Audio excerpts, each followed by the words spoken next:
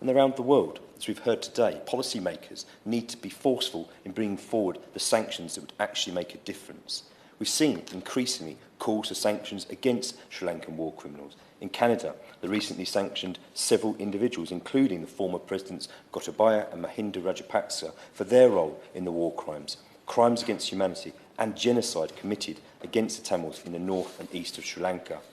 Canada's Parliament also groundbreakingly unanimously recognised Tamil genocide in a landmark motion, the first recognition of its kind anywhere in the world. The United States has also issued sanctions on General Silva, and in a recent letter to Secretary of State Blinken, several congressmen and women from across the aisle urged the State Department to end the diplomatic impunity enjoyed by Sri Lankan perpetrators of human rights abuses.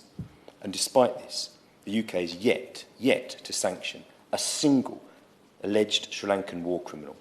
In fact, in the past few years, the UK has provided several million in security assistance to Sri Lanka to aid training and capacity building for the Sri Lankan police and security forces. Now, given these troubling reports, Sir Edward, I'd like to hear from the Minister a commitment to publish an assessment of the impact of the financial support and the full overseas security and justice assistance assessments for activities under this programme to reassure this House that the UK is not contributing to serious human rights violations, as I've previously raised in the House on a number of occasions.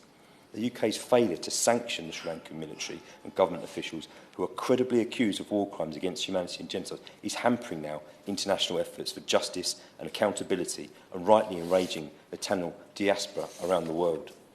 Sir Edward, too many lives have been lost in Sri Lanka's ethnic conflict. Britain has a historic role in the root cause of this ethnic conflict in Sri Lanka due to our dark colonial past on the island and our failure to maintain governance structures that allowed different communities to coexist peacefully on the island. So it is in Britain's duty, in my view, to play a huge and important leading role in supporting the Tamil community as they seek a peaceful political solution in Sri Lanka that meets the aspirations of all people on that island, including the Tamil people's aspirations for self-determination.